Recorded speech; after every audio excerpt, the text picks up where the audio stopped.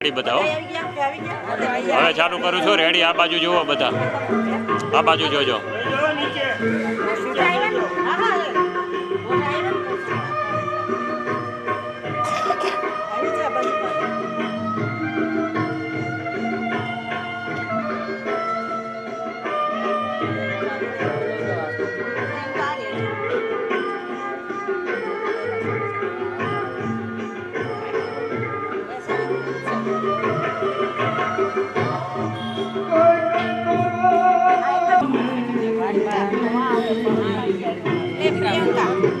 હાલો પાડો પાછા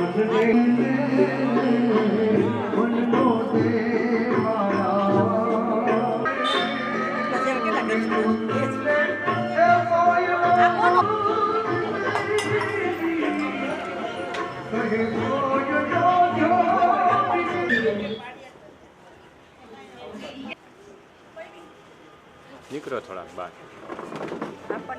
પાછળ છે પાછળ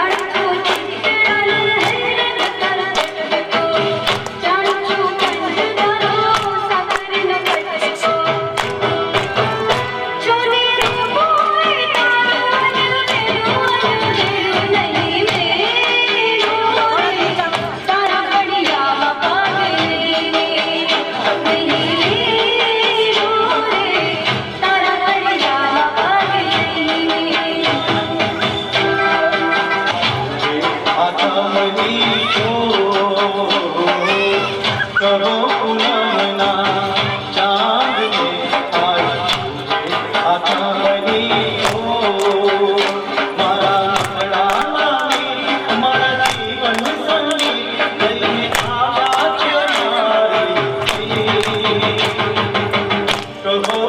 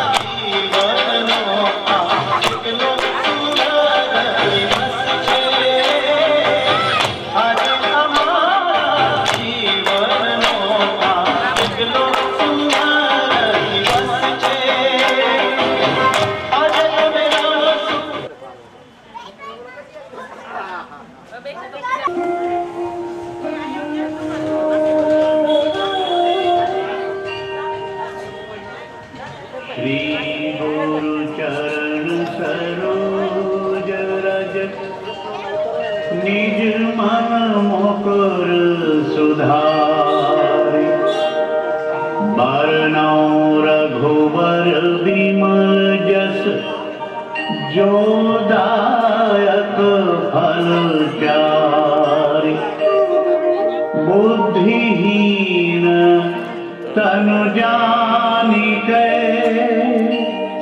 सुमिरौ पवन कुमार बल बुद्धि विद्या देहु मोहि हरहु कलेश विकार।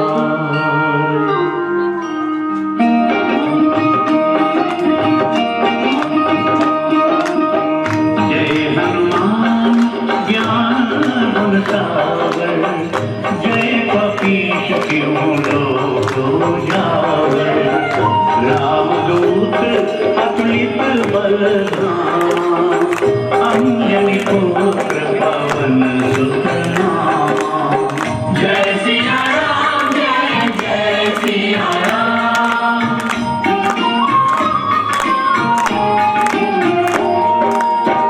महावीर विक्रम बजरंगी कुमति निवार सुमति के संगी कंचन बरन विराज सुबेसा कान कुंडल कुंचित केसा हाथ वज्रयो ध्वजा विराजे कांधे मूंज जनेऊ साजे शंकर सुवन केसरी नंदन तेज प्रताप महा जगवंदन। जय सिया राम जय जय सिया राम।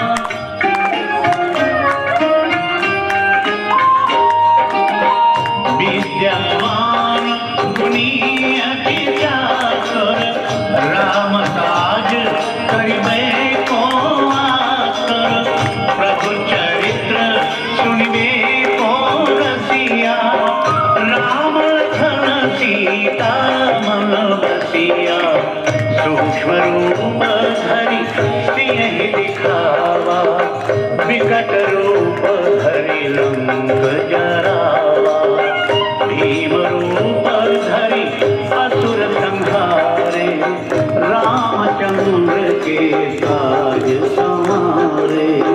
जय सिया राम जय जय सिया राम।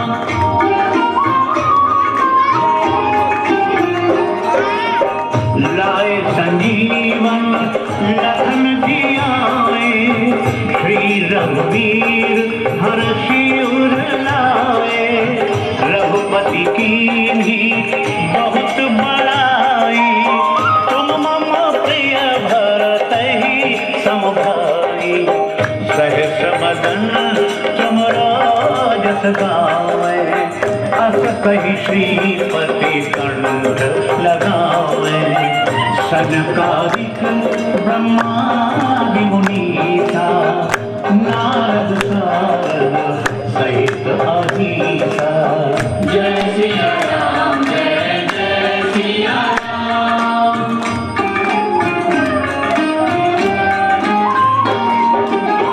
जब कुबेर दीपाल नहाते कभी कोविद कभी सत्य कहाते समय पुकार सुग्रीव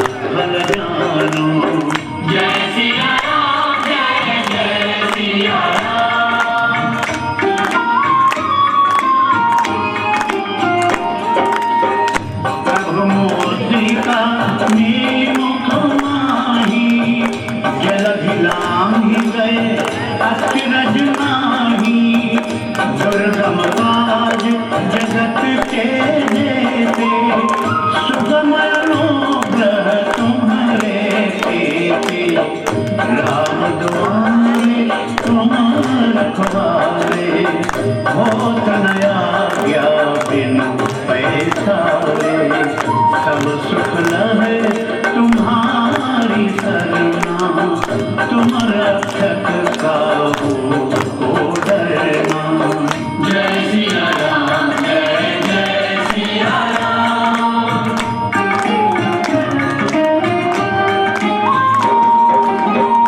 आपन तेज संभारो आपे, तीनों लोक हाँकते कांपे।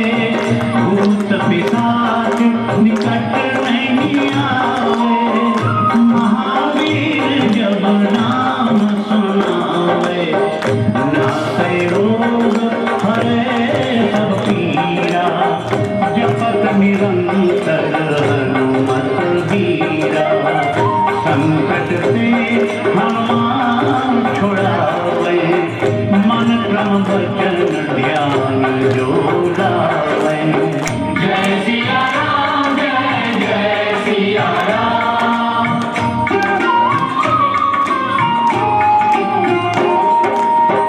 सब पर राम तपस्वी राजा, तिनके काज सकल तुम साजा। और मनोरथ जो कोई लावे, कोई अनित जीवन फल पावे। चारों जुग प्रताप तुम्हारा, है प्रसिद्ध जगत उजियारा। साधु संत के तुम रखवारे, असुर निकंदन राम दुलारे। जय सिया राम, जय जय सिया राम।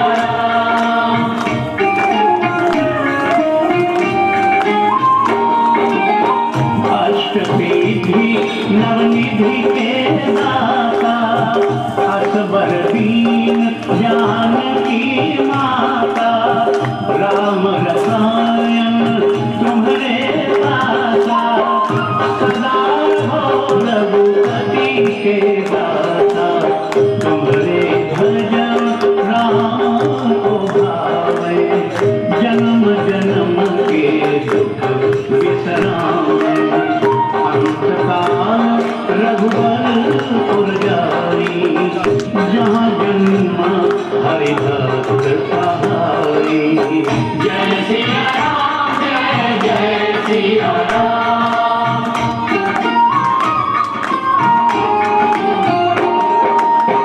और देवता कीर्तन धरई, हनुमत से सर्व सुख करई। संकट कटे मिटे सब पीरा, जो सुमिरै हनुमत बलबीरा। जय जय जय हनुमान गोसाई, कृपा करो गुरुदेव की नाई। जो सकवार पाठ कर कोई, छूट ही बंदी महासुख होई। પ્રોબ્લેમ આવી ગયો. जय सिया राम, जय जय આવશે નહીં વાંધો આવે. પૂછી પડે. जो यह पढ़े हनुमान चालीसा, होए सीधी साखी गौरीसा। तुलसीदास सदा हरि तेरा, कीजनाथ हृदय महादेवा। कीजनाथ हृदय महाडेरा। पवन तनय संकट हरण, मंगल मूर्ति रूप। राम लखन सीता सहित, हृदय बसौ सुरभूप।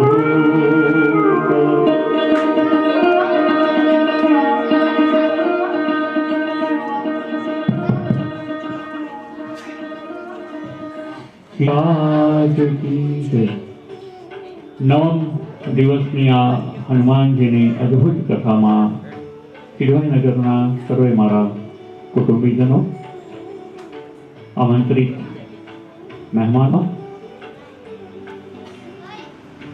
ના ચરણોમાં મારા જય શ્રી રામ. સાથે સાથે આજે આપણી સોસાયટીના આંગણે સ્વામી નિત્ય નિત્યાનંદજી પધાર્યા છે. આપણે તેઓને પણ ખૂબ ખૂબ આવકારીએ છીએ. ખૂબ ખૂબ તાળીઓથી આપણે તેઓને આવકારીએ.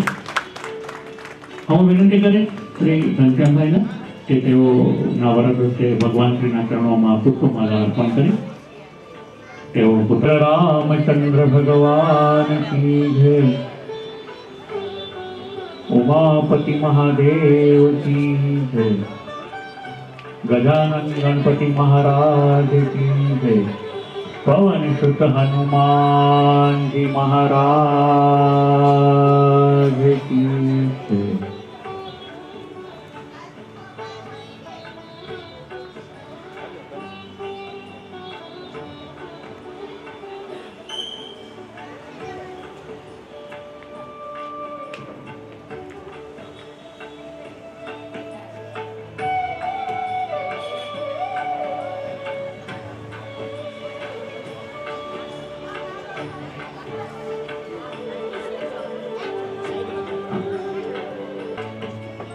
પધારો, આપના ચરણોમાં ખૂબ ખૂબ વંદન છે.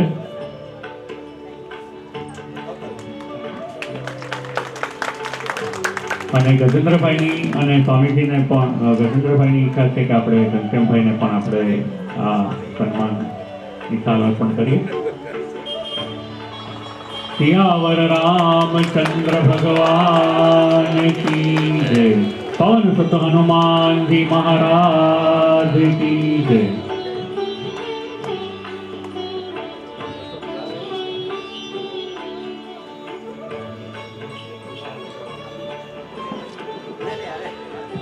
પ્રવીણબેન રોહડિયા સાહેબ અત્યારે પધાર્યા છે. તેઓ ઘનશ્યામભાઈના ખૂબ જ નજીકના સગા છે. તેઓની પણ લાગણી અને ઈચ્છા છે કે તેઓ પણ ઘનશ્યામભાઈને સાર ઉઠારી અને તેઓને સન્માન તો ન કહી શકાય પણ પોતાની લાગણી પ્રગટ કરે. કારણ કે અમારા ઘનશ્યામભાઈને અમારું જે લાગણી ને હૃદય છે ત્યાં સન્માન શબ્દ ઘણો ટૂંકો પડે છે. એટલે આપણે ખૂબ ખૂબ લાગણીઓથી રોહડિયાભાઈ તેઓને સાર ઉઠારી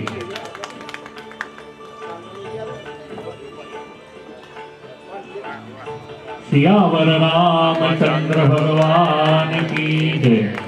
હું વિનંતી કરીશ રમેશભાઈ દવે અત્યારે પધારશે. સ્વદેશી જાગરણ મંચ પશ્ચિમ ક્ષેત્રે તેઓ પ્રમુખ છે. ગુજરાત, મહારાષ્ટ્ર, ગોવા સ્વદેશી જાગરણ મંચમાં ખૂબ જ સારું કામ કરી રહ્યા છે અત્યારે. અને આપણી સોસાયટીમાં ટૂંકમાં રમેશ તેઓ આપણા આમંત્રિત મહેમાન બની અને આપણી સોસાયટી માટે ખૂબ જ લાગણી ધરાવે છે. અત્યારે પધારે છે. હું વિનંતી કરીશ ઘનશ્યામભાઈને તેઓના શ્રી રામ ભગવાનનો કેક અર્પણ કરશે. સિયાવર રામચંદ્ર ભગવાન કી જય.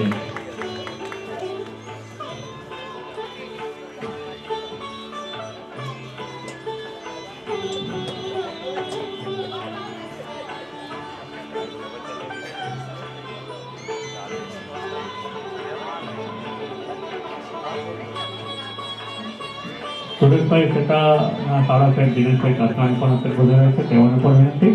તેઓ અત્યારે અને બીજું આજે વિપુલભાઈ વૈષ્ણવ. એટલે મને આમ પહેલા દિવસથી ઈચ્છા હતી પણ થોડું અરેન્જ નહોતું થતું. સર્વેને જણાવી દઈ ફર્સ્ટ ડેથી જ મારી ઈચ્છા હતી કે આપણી જે આ કથા છે એને આપણે લાઈવ પ્રસારણ કરીએ. યુટ્યુબ. કારણ કે અત્યારે આ બધી ચેનલ છે સોશિયલ મીડિયા એટલું બધું પાવરફુલ ને પરફેક્ટ છે કે આપણને ખરેખર મજા આવે એમાંથી જે કોઈ પણ સબ્જેક્ટની કાંઈ પણ વસ્તુ જોઈતી હોય, કોઈ પણ આધ્યાત્મ લેવલ છે, કોઈ ડિટેલ છે, કોઈ વસ્તુની ડિટેલ છે, કાર છે, વોટ યુ વોન્ટ. તો મને ઈચ્છા હતી પણ એ ન થઈ શક્યું. આજે આ વિપુલભાઈ બ્રધર આપણી શેરીમાંથી રોડ ઉપરથી નીકળ્યા, એને બોર્ડ જોયું હનુમાનજીની કથા છે. એને મને ફોન કર્યો કે રાજેશભાઈ તમારું આજે છે એનું મારે લાઈવ ટેલિકાસ્ટ કરવું છે, તો હું કરી શકું? મોસ્ટ વેલકમ, પધારો. અમારે તો ઈચ્છા જ હતી. એટલે ભગવાને મારી વાત સાંભળી દીધી. આજે વિપુલભાઈને મોકલ્યા છે તો વિપુલભાઈને પણ વિનંતી તેઓ આ પ્રસાદ ગ્રહણ કરશે. દિલીપભાઈ પધારો. ખબર સાહેબ આપ પણ સાહેબ આ વિપુલભાઈ છે આપણું આ જે કથાનું છે લાઈવ ટેલિકાસ્ટ અત્યારે યુટ્યુબ ઉપર થઈ રહ્યું છે અને થાય જ છે અત્યારે. તો આપ બધાને પણ વિનંતી, પછી તમને લાઈવ એનો જે એડ્રેસ છે મોકલી આપશું, ચેનલ એનું નામ પણ આપી દઈશું આપણે.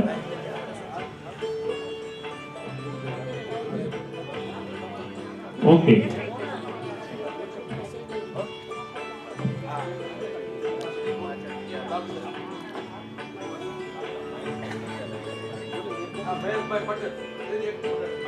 નો શુભારંભ કરીશું. બોલ સિયાવર રામચંદ્ર ભગવાન કી જય.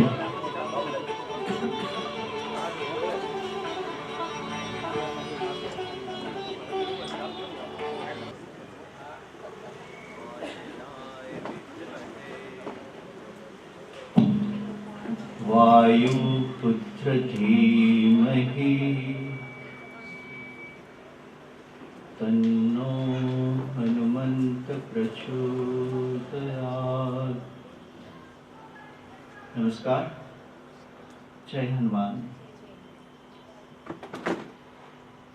શિયાળામાં ખૂબ સાલ દે તો મજા આવે આપણને, પણ મને ઘણી વાર તેડી જાય બધાને. ઉનાળામાં સાલ દે થોડુંક અઘરું પડે આપણને. એટલે મેં કીધું તમને એવું ફીલ કેમ ના થતું કે નાનો ટેબલ ફેન લઈ દે કે રાત્રે વાંચવા માટે ટેબલ લેમ્પ લઈ દે? તો આમ ઉનાળામાં સાલ કે આને ગુલાબ જળના થોડાક બાટલા અપાય કે એવું ઉનાળામાં, પણ એ ઉનાળામાં સાલ ઓડાડે આપણને. એનીવે હનુમાનજી મહારાજની કથા આજ ઠંડી છે થોડી.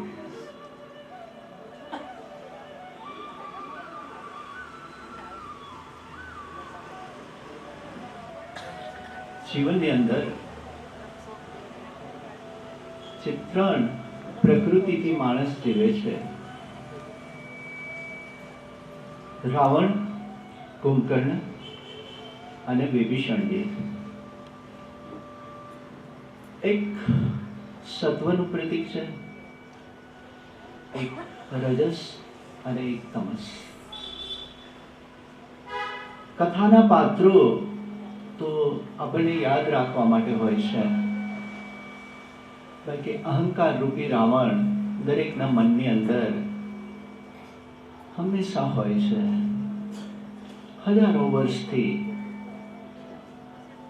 દશેરાના દિવસે આપણે હજુ પણ રાવણને બાળીએ છીએ, પણ રાવણ બળતો નથી. થોડા એડજસ્ટ કીજીએ, માઇક એડજસ્ટ કીજીએ થોડું. કથાનું પુનરાવર્તન એટલા માટે હોય છે કે માણસનો સ્વભાવ ભૂલકણો છે. પોતાના કાર્યની અંદર, પોતાના ડેઇલી રૂટીનની અંદર ફરી પાછું એ જ ઘટમાળની અંદર આવી જાય છે. નજીકના જ સમયમાં આપણે જોયું કે કોરોના વખતે કેટલી બધી આત્મીયતા હતી, સહાનુભૂતિ હતી, અને આપણને એવું લાગ્યું કે મૂળ ટ્રેક ઉપર આવી ગયા છે, આપણે પર્યાવરણની નજીક આવી ગયા હતા. પણ જેવું છૂટછાટ મળી હતા, कहने का मतलब ये है कि हमेशा जागृति રાખીએ, અવેરનેસ. અને આ કથાઓનું વાસ્તવમાં તાત્પર્ય એટલું છે, કોઈ મનોરંજન માટે કથાઓ નથી હોતી, પણ માણસને એના મૂળ સ્વભાવને, એના મૂળ સ્વરૂપનું ભાન કરાવવા માટે આ કથાઓ છે. અને એમાં પણ હનુમાનજી મહારાજની કથા એક ઉત્તમ ભક્તની पंगत पड़े तो जिन्हें पहलू आसन आपू पड़े वही हमारे हनुमान जी महाराज है. क्या આવી હતી કથા? કોણ કહેશે? ક્યાં હતા આપણે કાલે? પાર્ડન? પહોંચી નથી ગયા? રામેશ્વરની સ્થાપના પહેલા થઈ હતી. લડાઈ ચાલુ કરવાની છે. વિકટ ઉપદરી લંક જરા થઈ નથી. થઈ ગઈ, બધું પતી.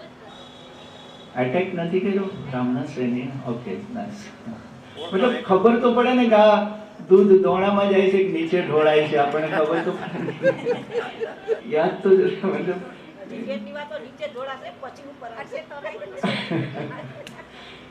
ના ના, બધા બહુ જ સારા શ્રોતા છે અમારા કીરવાઈનગરના. સૈન્ય આ ચુકા હૈ. ભગવાન રામની સાથે લાખોની સંખ્યામાં વાનરો લંકાના બાદરની અંદર પડાવ નાખ્યા છે. નળ, નીલ, અંગદ, જામન અને વિશેષ જવાબદારીઓથી હનુમાનજી મહારાજ સતર્ક છે, દુશ્મનની છાવણીમાં છે. મહાભારતનું યુદ્ધ 18 દિવસ ચાલ્યું છે અને ભગવાન શ્રી રામ અને રાવણનું જે યુદ્ધ છે માત્ર 4 દિવસ ચાલ્યું છે, અને એ પણ રાત્રિના સમયે છે. માત્ર એક છેલ્લે રાવણનો વધ સાયંકાળે થાય છે, કારણ કે યોદ્ધાઓ પૈસા જ નહોતા. રાવણની કથા નથી, અમારા હનુમાનજી મહારાજની કથા. એટલે આપણે ઘણા બધા પ્રસંગો સાંભળ્યા છે, એ તરફ હું નહીં જાઉં, કારણ કે આજે આપણે છેક અયોધ્યા લઈ જવાના છે રામને, ફરી પાછા સ્વસ્થાને લઈ જવાના છે. 4 દિવસના આ યુદ્ધ દરમિયાન ક્રમિક રીતે દરેક સેનાપતિઓનો ધ્વંસ થાય છે. કુંભકર્ણને જગાડવામાં આવે છે. કુંભકર્ણ જ્યારે જાગી અને રાવણની સામે પ્રત્યક્ષ થાય છે ત્યારે એ આ બધા ઘટનાક્રમથી પરિચિત નથી. એટલે કુંભકર્ણ જ્યારે ખબર પડે છે કે આ તો ઇક્ષ્વાકુળના વંશજ રામના ધર્મપત્નીને રાવણ હરણ કરીને લઈ આવ્યો છે, ત્યારે એને ખૂબ જ રાવણને કીધું છે કે જે ન કરવાનું અઘટિત કાર્ય તમે કર્યું છે, અને મને તમારું ભવિષ્ય ધૂંધળું લાગે છે. તમારા કારણે સમગ્ર લંકાને તમે મોતના મુખમાં ધકેલી દીધી છે. રામ કોઈ સામાન્ય યોદ્ધા નથી. અને બ્રહ્માજી પાસે વરદાન મળ્યું હતું ત્યારે વાનરો અને માનવીઓને તમે તુચ્છ ગણાતા. હે રાવણ, હું તારો સગોત્ર ભાઈ છું, વિશ્રવાનો હું પણ દીકરો છું, પણ સત્ય તો એ છે કે હજી પણ તમે રામને શરણે જાઓ અને વૈદેહીને માનપૂર્વક એને પાછા આપી આવો, એની માફી માંગી લો. કારણ કે જાગ્યા પછી જ્યારે દિશાઓથી વહેતો પવનને હું જ્યારે અનુભવી રહ્યો છું, કુંભકર્ણ ભલે તમસનું પ્રતીક છે, પણ જ્યારે તામસિક વ્યક્તિ જાગૃત થાય છે ત્યારે એની અંદર એક સંયમ હોય છે. કુંભકર્ણ કહે છે કે હું મોતથી ડરતો નથી. અને જ્યારે મદદની વાત છે તો એ મારી ફરજ બને છે. કુંભકર્ણ યુદ્ધ માટે નિર્ધારિત થાય છે. કુંભકર્ણ જ્યારે વાનર સેનાની અંદર એ યુદ્ધ માટે આવે છે ત્યારે એનું કદ જોઈ અને સમગ્ર વાનર ભયથી કંપિત થઈ ગયા છે, નાસભાગ થઈ ગઈ છે. એના મહાકાય દેહને જોઈ અને રીંછ પણ ભાગી ગયા છે. આખી વાનર સેનામાં નાસભાગ થઈ છે. ત્યારે હનુમાનજી મહારાજે કીધું છે કે તમે ભાગોમાં. દુશ્મન ગમે એવો હોય પણ દુશ્મનનો સામનો કરવા માટે દ્રઢતા હોવી જરૂરી છે. હનુમાનજી મહારાજના જે યુદ્ધ દરમિયાન જે એમના પ્રસંગો આવે છે, એક લીડરશિપ કેવી હોવી જોઈએ, તમારો અગ્રણી કેવો હોવો જોઈએ, હોંસલા અફઝાઈ, સતત તમને પ્રોત્સાહિત કરનારો હોવો જોઈએ. આપણે કીધું ને જેનો આગેવાન આંધળો એનું કટક કુવામાં. જો આગેવાન જ નબળો હોય, લીડરશિપ નબળી હોય તો તમને રિઝલ્ટ ના મળે, પરિણામ ન મળે.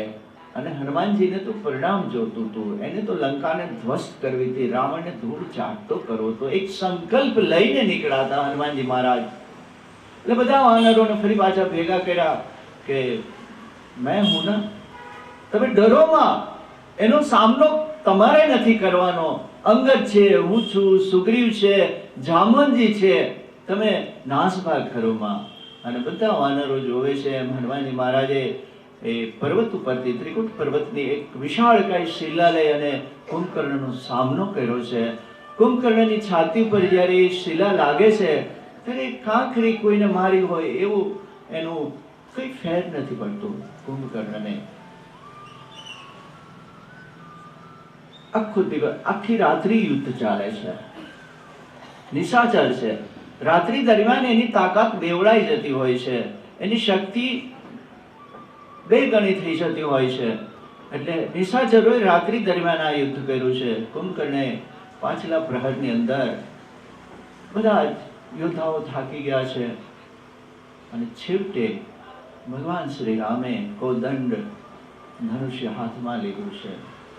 કારણ કે જ્યાં સુધી સેનાપતિઓ લડતા હોય છે ત્યાં સુધી મુખ્ય વ્યક્તિ મેદાનમાં નથી આવતા. અને એને એમ જોયું મારી સેના થાકી ગઈ છે અને આનો ઉત્સાહ જાળવવા માટે પણ હવે કુંભકર્ણનો મારે એ વધ કરવો પડશે. અને કોદંડ ધનુષ્યની અંદરથી પોતાના પૂર્વજોનું સ્મરણ કર્યું છે,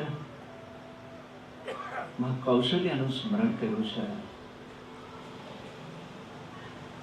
આકાશ તરફ નજર દોડાવીને એમને કીધું છે કે મારો સ્વભાવ યુદ્ધ નથી, પણ ધર્મ માટે યુદ્ધ કરવા માટે મારે મજબૂર થવું પડે છે.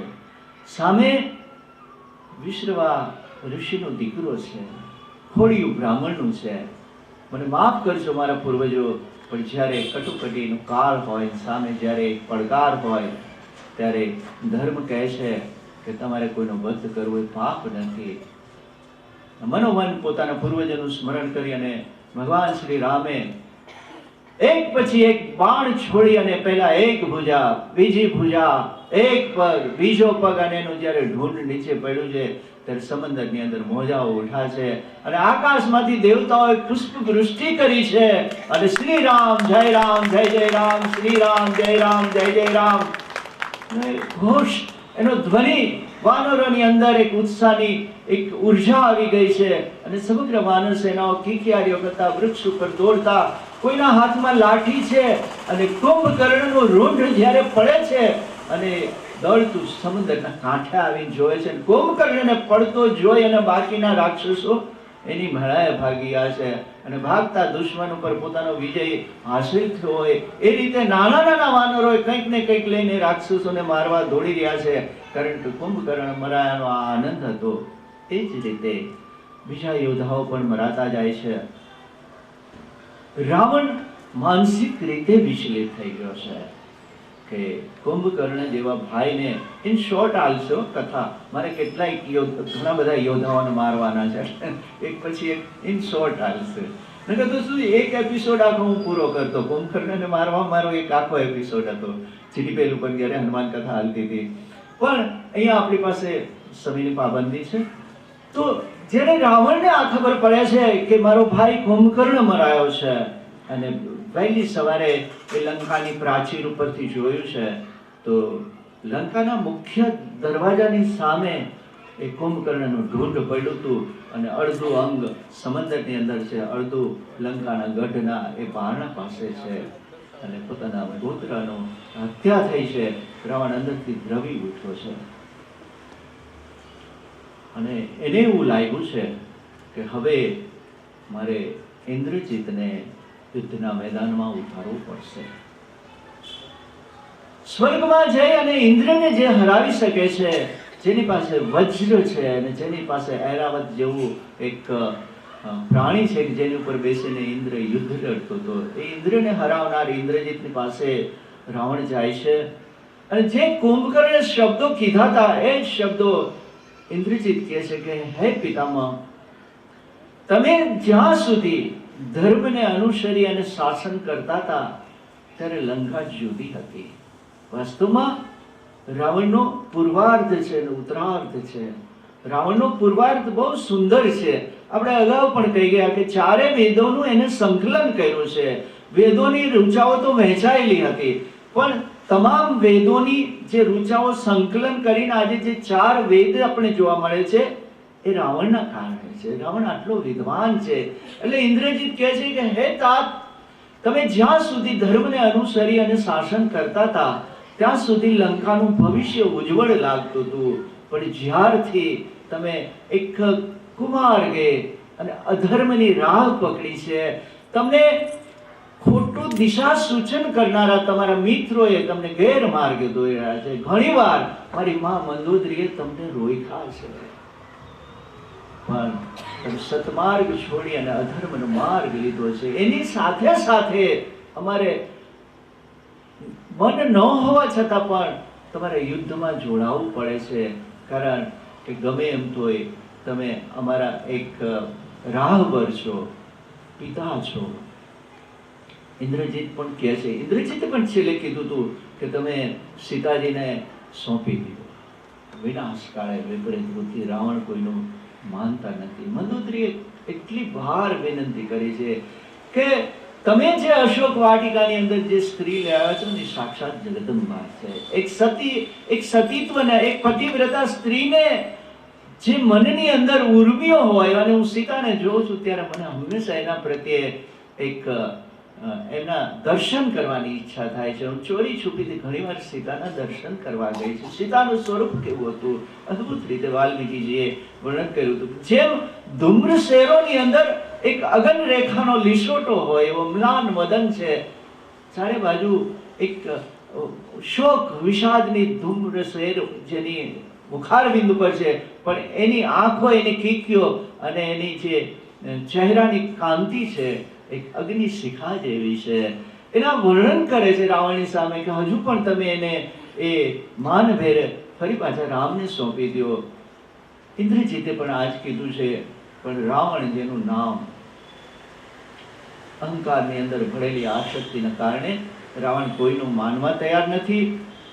અને ઇન્દ્રજીતે કીધું કે હે तात, તમે ચિંતા કરોમાં, અને આવતીકાલે આ યુદ્ધને હું નિર્ણાયક ભૂમિ ઉપર એના એક નિર્ણાયક ભૂમિકાએ હું એને પહોંચાડી દઈશ. અને મનુષ્ય અને વાનરોની મારી સામે શું વિષાદ, ગમે તે રાવણનો દીકરો છે, અહંકાર હોય છે. એટલે એ પછીના દિવસે ઇન્દ્રજીત યુદ્ધભૂમિ ઉપર આવે છે, અને જે વર્ણન વાલ્મીક કૃત રામાયણની અંદર ઇન્દ્રજીતને જે છે એક સંપૂર્ણ દેહી અષ્ટિ એની છે, વિશાળ આંખો છે, નીલ રત્નમણી જેવી એની ચમકતી આંખો છે, કાળા કેશ કલાપ છે. અને ઇન્દ્રજીતનું જ્યારે વર્ણન આવે છે ત્યારે એના બધા જ આયુધો ચાંદીના છે. સ્વર્ણિમ રથ ઉપર વિવિધ શૈતાનોના જે મુખોટા છે, અને એ મુખોટાની અંદર માણેક છે, સર્પોના, જેના હાથની અંદર અશ્વના નેત્રા, એની એ રાસ છે. અને વધુમાં વધુ જો માયાવી તત્વ હોય સમગ્ર લંકાની અંદર તો એ ઇન્દ્રજીત હતો. નામ તો મેઘદૂત હતું, પણ ઇન્દ્રનો વિજય કરવાથી ઇન્દ્રજીત કહેવાયા હતા. એટલે ઇન્દ્રજીત જ્યારે યુદ્ધમાં આવે છે ત્યારે માયાવી રીતે એનો આકાશની અંદર પોતાનો રથ જાય છે, નીચે નિરીક્ષણ કરે છે કોણ ક્યાં ઊભું છે, કઈ રીતે મોરચો લેવો. વિભીષણ આવે છે રામ પાસે, લક્ષ્મણ પાસે, કહે છે કે હું પણ એ જ રાક્ષસ કુળનું સંતાન છું, એટલે મને અંદેશો છે કે યુદ્ધભૂમિ ઉપર આજે ઇન્દ્રજીત આવી ગયો છે. અને સહેજ પણ તમે કોઈ ગાફેલ ન રહેતા, કારણ કે ઘડીના છઠ્ઠા ભાગની અંદર એ પોતાનું સ્વરૂપ બદલી શકે છે, અને ગમે ત્યાંથી ગમે એ હથિયાર, અને એની પાસે જે હથિયારો છે, અને બધા જ હથિયારો અભિમંત્રિત છે, મા કાલીનો ઉપાસક છે, અને અનેક યજ્ઞોની અંદર એને વિવિધ બલિઓ દ્વારા મા કાલીને પ્રસન્ન કરેલા છે. ઘણીવાર આપણના મનની અંદર એ પ્રશ્ન થાય કે અસુરોને પણ શા માટે વરદાન મળતા હશે?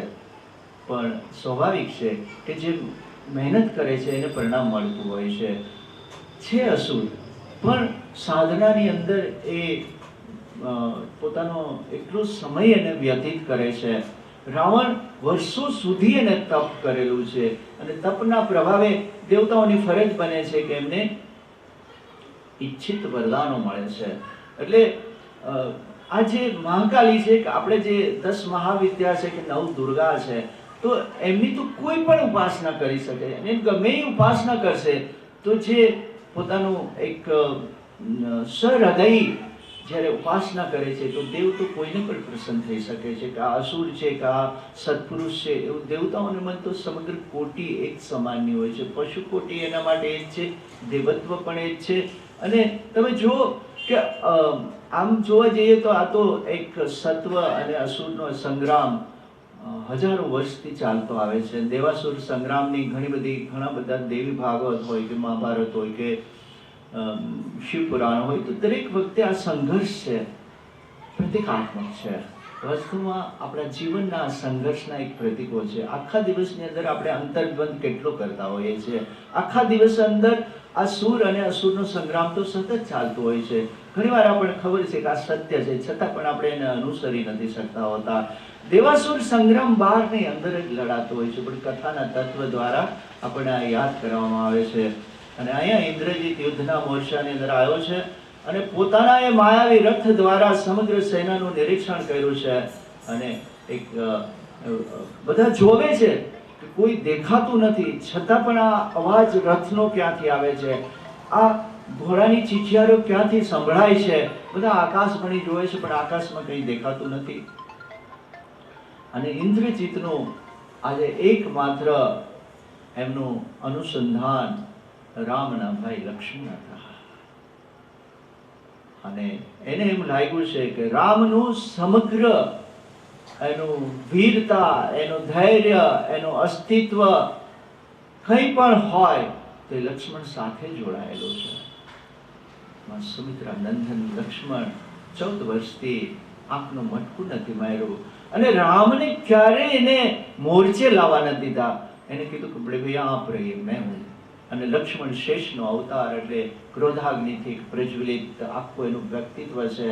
અને ધરતી પર પગ મૂકે તો શેષને પણ થાક લાગે, આ પ્રકારનું એનું વ્યક્તિત્વ છે. અને જ્યારે મેઘનાથે એને ટાર્ગેટ મને એમનું અનુસંધાન કરેલું છે અને લક્ષ્મણજી ઉપર પ્રથમ વાર કરે છે. લક્ષ્મણજીને કંઈ દેખાતું નથી એટલે વિભીષણે એને કીધું છે કે મહારાજ, એ હું તમારી સાથે રહીશ અને તમારા જે શસ્ત્રો છે કઈ દિશામાં ફેંકવા એ હું તમને ઇંગિત કરીશ, કારણ કે હું ઇન્દ્રજીતને જોઈ શકું છું કે કઈ દિશા તરફ છે, આમને સામને.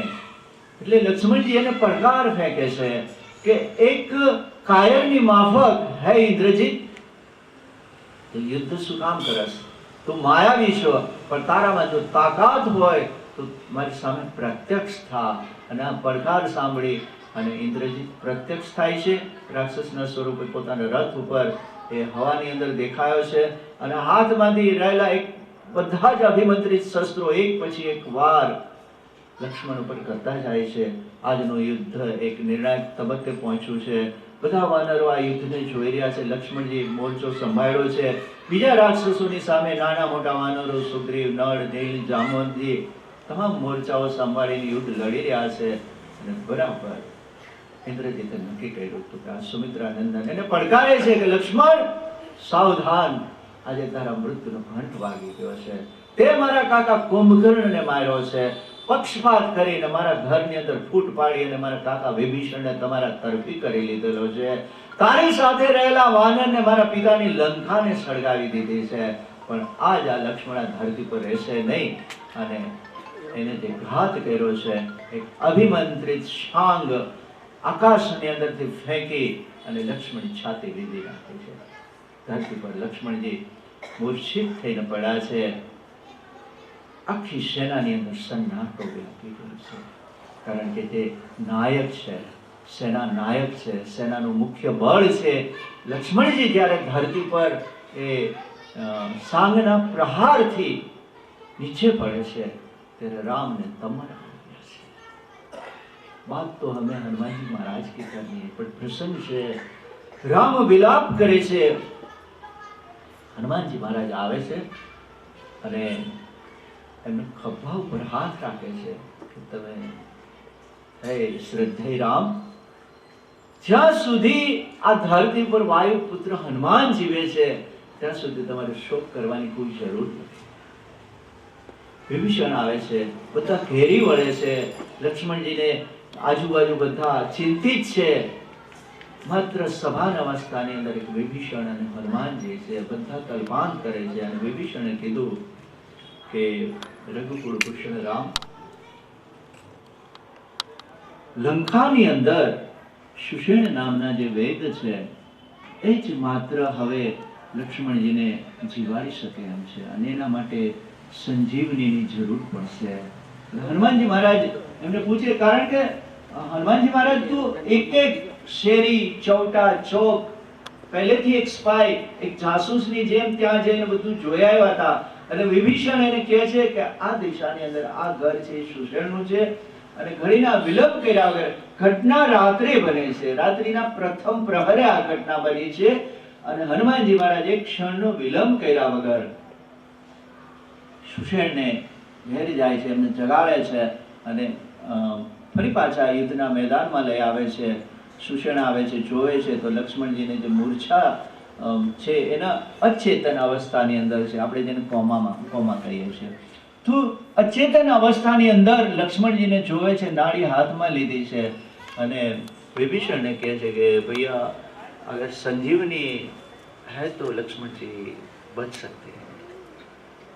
सुषेण तमे संजीवनी लઈને નથી આવ્યો કે ના અમારી પાસે સંજીવની નથી, ક્યાં મળશે સંજીવની? હનુમાનજી ઉતાવળા એને પૂછ્યું કે તમે જલ્દી બોલો, સંજીવની ક્યાં છે ને તમે શું કામ વિલંબ કરી રહ્યા છો? અહીંથી ઉત્તર હિમાલયની કંદરાઓની અંદર પર્વત ઉપર સંજીવની મળશે. ક્યાં દક્ષિણનો સાગરનો કાંઠો, ક્યાં લંકાનો ગઢ અને ત્યાંથી હિમાલય. તમે કલ્પના તો કરો. પણ હનુમાનજી વાયુપુત્ર જેને પ્રકાશની ગતિથી જ્યારે અગસ્ત્ય ઋષિ રામને મળ્યા છે ત્યારે અગસ્ત્ય ઋષિએ આ કીધું હતું કે હે રામ, આ જગતમાં વર્તમાનની અંદર બળ અને ગતિની અંદર હનુમાનનો કોઈ સામનો કરી શકે એવું કોઈ વ્યક્તિ હયાત નથી, અત્યારે કોઈ વિદ્યમાન નથી. જેના માટે અગસ્ત્ય ઋષિ જે 7 સમંદરની એ મુસાફરી કરી ચૂક્યા હતા એ એમના વિશે આ એમનું વિધાન કરેલું છે. એટલે હનુમાનજી મહારાજ એમની પાસેથી નિશાનીઓ પૂછે છે કે સુષેણ મને જલ્દી બતાવો કે સંજીવની ઓળખવા માટે શું કરવું? ત્યારે કહે છે કે હનુમાનજી એ સંજીવની પ્રકાશિત હશે, રાત્રિના એ ઢળતા પ્રકાશની અંદર પણ તમે એને જોઈ શકશો, અને એ સંજીવની મને તાત્કાલિક લાવીને આપી દો તો હું કોઈ પણ રીતે આમની મૂર્છા પાછી વાળી દઉં છું. અને હનુમાનજી મહારાજે મહાંજનીનું સ્મરણ કર્યું છે, વાયુદેવનું સ્મરણ કર્યું છે અને જય શ્રી રામ કરી અને ઉત્તરની દિશા તરફ એમને એ છલાંગ લગાવી છે અને વિકટ રૂપ ધરી લંક જરાવા. ગમે ત્યારે પોતાના શરીરને વિકસિત કરીને પોતાના શરીર ઉપર જેનો આટલો અંકુશ છે હનુમાનજી મહારાજે ઉત્તરની દિશા તરફ પ્રયાણ કર્યું છે. પહોંચે છે આ બાજુ રાવણને ખબર પડે છે કે લક્ષ્મણજીને મૂર્છા આવી છે અને હનુમાનજી ત્યાં સંજીવની માટે ગયા છે.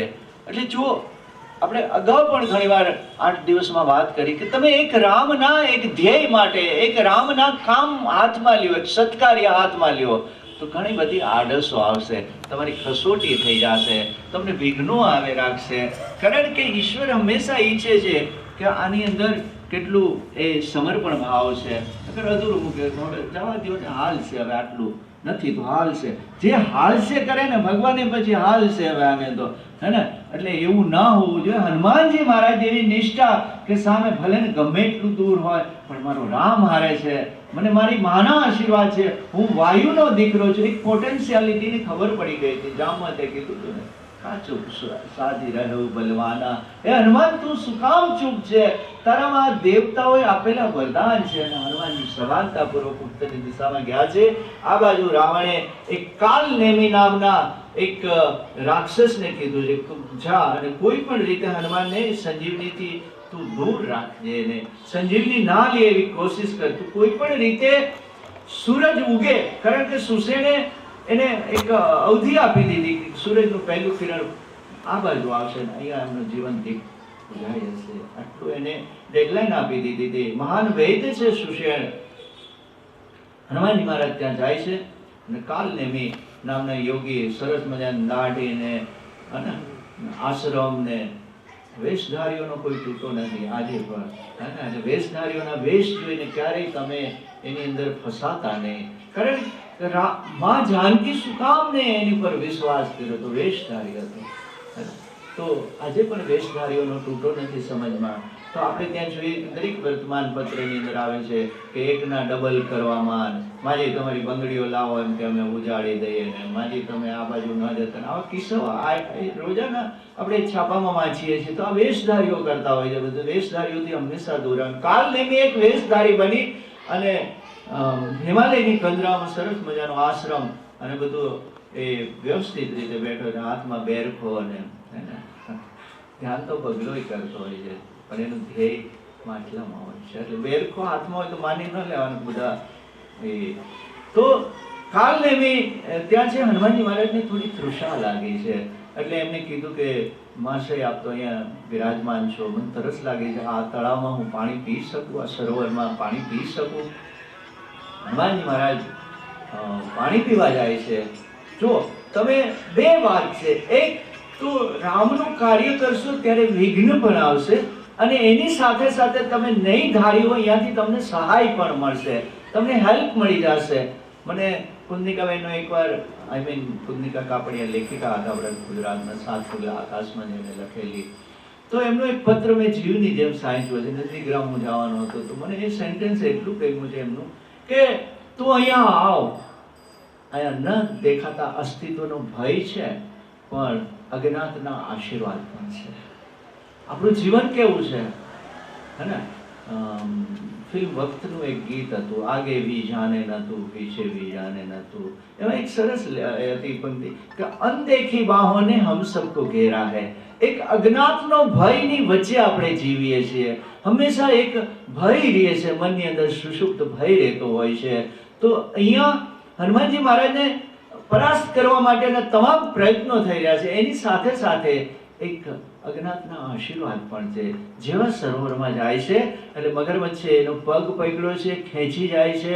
હનુમાનજી મહારાજ પોતાના બાહુબલના કારણે મગરમચ્છની સાથે બહાર આવી જાય છે અને ત્યારે એ મગરમચ્છમાંથી એક અપ્સરા પ્રગટ થયા છે અને એને વંદન કર્યા છે કે હું દેવતાઓથી એક શાપિત અપ્સરા છું અને મને કહેવામાં આવ્યું હતું કે મહાકાય વાનર જ્યારે તને એક મગરમચ્છના રૂપની અંદર સામો મળે ત્યારે ઉદ્ધાર થશે.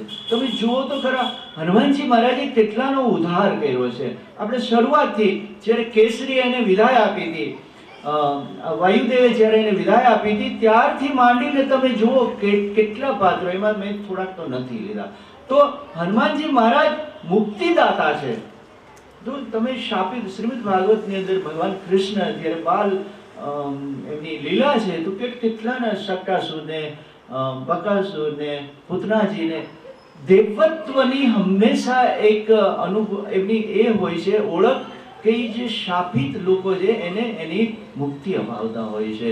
હનુમાનજી મહારાજ અને એને ચેતવે છે કે મહારાજ તમે આ સરોવરનું પાણી ન પીતા, ઝેરી છે અને આ જે ઢોંગી છે એની વાતમાં તમે ફસાતા નહીં. તમને સંજીવની લેવા માટે, રોકવા માટે આખો પ્રપંચ છે, રાવણે એને મોકલેલો છે. હનુમાનજી મહારાજ મૌન રહ્યા છે, કંઈ બોલ્યા નથી અને ક્રોધ આવી ગયો છે. રામનું કાર્ય કરવામાં મને આટલા વિઘ્નો શું કામ? ને માણસને મનની અંદર એવી આશંકા થાય પણ બોલ્યા ચાલ્યા વગર. જે યોગીજી મહારાજ બેઠા હતા અને બાજુમાં મોટો બધો દીપક એને પ્રગટાવેલો દીપ હાથમાં લઈને કાલનેમીના માથામાં ફોડ્યો છે અને જય શ્રી રામ તારી મુક્તિ થાય એમ કરી અને એને મોકલી દીધા છે એની ઘરે ઉપર. અને સંજીવની ગોતવા માટે ત્યાં આવે છે તો ત્યાં પણ પ્રશ્ન થાય છે, જે તેજ હોવાનું, જે સંજીવની ઉપર પ્રકાશ હોવાની વાત સુષણે કરી હતી પણ અહીંયા દરેક સંજીવનીએ પોતાનું એ રૂપ સંગ્રહી લીધું છે. કસોટીનો કાળ છે, આ બાજુ એક ક્ષણની કિંમત છે. આપણે જોઈએ ને ઘણી વાર પિક્ચરની અંદર કેટલું બધું કાઉન્ટડાઉન થતું હોય છે. આપણે વ્યુઅર, પ્રેક્ષક આમ એ થઈ જાય કે ઓહો હવે આને સહાય મળી જાય તો સારું. આ બાજુ સુસેન, સુગ્રીવ, નળ, નીલ, અંગદ અને રામનો જે વિલાપ બતાવ્યો છે રામચરિત માનસની અંદર ધ્રુજી જાય આપણે. હે આકાશના દેવતાઓ, મારું અસ્તિત્વ, મારો જન્મ વિફલ જશે કારણ કે મારો ભ્રાતા એ લક્ષ્મણ આજે છેલ્લા શ્વાસ લઈ રહ્યો છે. હે માં સુમિત્રા, હું અયોધ્યામાં કયા મોઢે આવીશ માં? તારી સામે પ્રત્યક્ષ નહીં થઈ શકું. સમંદરની અંદર લક્ષ્મણને જો કંઈ થશે તો આ સમંદરની અંદર હું સમાધિ કરીશ. રામનો જે વિલાપ છે, હનુમાનજી મહારાજની બધા રાહ જોવે છે. हनुमान जी महाराज है ना हमारे वल्लभ बुद्धि के दाता है. ક્યારે અવિનય નથી કરતા હોતા પણ જ્યારે જરૂર પડે છે ત્યારે જ એને બળ પ્રયોગ કર્યો છે અને એક એક ક્ષણની કિંમત છે. એટલે આખા શિખરને લઈ લીધું કે જથ્થાબંધ જ ઉપાડો આ મેડિકલ સ્ટોરને આખાને, હે. એટલે આખા સંજીવની જે શિખર ઉપર હતું એ જ શિખરને ભરડો લીધો છે અને આખા શિખરને ઉપાડી લીધું છે. રાવણ ત્યાં પણ અટકતા નથી. ગ્રહોને કહે છે કે તમારી ચાલ વિપરીત કરી દો. ચંદ્રમાને કહે છે કે તું વહેલું આથમી જાગ, રાત્રિ પૂરી કર. આવા બધા પ્રપંચોની સાથે જ્યારે બ્રાહ્મ મુહૂર્તની હજી તૈયારી હતી, એક એક ક્ષણ 1000 એક કલ્પ જેટલી લાગતી હતી, ત્યારે આકાશની અંદર હનુમાનજી મહારાજ એક જે મોટું પ્લેન જમ્બો જેટ એ લેન્ડિંગ કરતું ને એ રીતે હનુમાનજી મહારાજે આ 2 શિખર લીધા છે. વર્ણન છે, એક શુદ્ધ વર્ણન. 2 શિખર સાથે લીધા હતા. જોતા હતા કે શિખર ક્યાં મૂકવું, આ શિખર ક્યાં મૂકવું. પ્રવીણદાનભાઈ, મને થોડા અમારા પ્રવીણદાનભાઈ આવ્યા છે એટલે અમને અમારા થોડા ચારણી સાહિત્યની યાદ આવી જાય. કંકાલન ભાટને સિદ્ધરાજની સભાની અંદર મારા પૂર્વજ મિશન આનંદ અને કર્માનંદે જ્યારે એમનો એ કાવ્યનું આખું એક સ્પર્ધા ચાલતી હતી, એ દરમિયાન કંકાલને એવો પ્રશ્ન પૂછ્યો હતો કે હે કવિરાજ, મને એ થયો કે માછલી ક્યારે પર્વત ઉપર ચડી હતી. મને કવિ કંઠસ્થ નથી, પણ એમને પૂછ્યું કે માછલી, સમુદ્રની માછલી શિખર ઉપર કેથી ચડી હતી. એટલે ઓ કંકાલન, આટલો સામાન્ય પ્રશ્ન. પ્રજ્ઞાચક્ષુ છે આનંદજી, કર્માનંદ એના કાકા હતા, ભત્રીજા હતા. એટલે કે આટલી વાત તને ખબર નથી, સાંભળ. અને એને પછી જે કવિત કીધું હતું એ આ પ્રસંગનું કીધું હતું કે હે કંકાલન, જેથી સંજીવની લેવા માટે હનુમાનજી મહારાજ આખું શિખર ઉપાડીને આવ્યા હતા અને સમુદ્રના કાંઠે જ્યારે એને શિખર મૂક્યું હતું, તેથી આ દરિયાના મોજા ઉછળાતા અને એ મોજાઓ ભેગી માછલી ગઈ હતી, તેથી શિખર ઉપર માછલી ચડી હતી. આ પ્રકારનું શિખર હનુમાનજી મહારાજે સમુદ્રના કાંઠે મૂક્યું હતું અને ચારે તરફ કોલાહલ થઈ ગયો છે. બધા જળચર પ્રાણીઓ બહાર આવી ગયા છે, કારણ કે સામાન્ય શિખર છે. હિમાલયની ટૂંક ઉપાડી અને હનુમાનજી મહારાજ આવ્યા હતા. સુષેણને કહે છે મહારાજ, હવે તમારું કામ છે, તમારી જે સંજીવની હોય તમે લઈ લો. 4 પ્રકારની સંજીવની કીધી હતી એ બધી જ હું સંઘીની લઈ આવ્યો છું, વિશાલાક્ષી લઈ આવ્યો છું, સ્વર્ણકોટી સંજીવની લઈ આવ્યો છું. 4 પ્રકારની સંજીવની આ શિખર ઉપર હતી, બધી લાવી અને એને આપી દીધી. મહારાજ હવે કંઈક તમે ઉતાવળ કરો અને અહીંયા ક્ષણ વીતે છે અમારા માટે, 1 વર્ષ જેટલી લાગે છે. અને ફરી પાછી સુષેણે સમસ્યા ખડી કરી દીધી કે હનુમાનજી, વિભીષણ, જામવંતજી, આ સંજીવની તો આવી, પણ એના માટે દિવ્ય ખરલ અને મુસલ જોશે મારે. તમે જુઓ સમસ્યાનો પાર છે, એના માટે તો એક મુસલ અને ખરલ જે દિવ્ય છે અને સ્ફટિકમાંથી બનેલા છે અને માત્ર એ રાવણ પાસે છે. અને એના આને વાટું છે માં તાળેના કે હનુમાન કે આનાથી હજી, એટલે કે તું કે મને કેવી હોય, એટલે એનું વર્ણન કરે છે કે આ પ્રકારની ખરલ છે. પણ તમે હનુમાન માનો છો એટલી સહેલું નથી. हमारे हनुमान जी महाराज की यश गाथा है. તમે જો હનુમાનજી મહારાજને થાક નથી લાગતો, પ્રકાશની ગતિથી આખો શિખર લઈને આવ્યા છે, અને આ બીજી સમસ્યા ખડી કરી દીધી છે. એટલે હનુમાનજી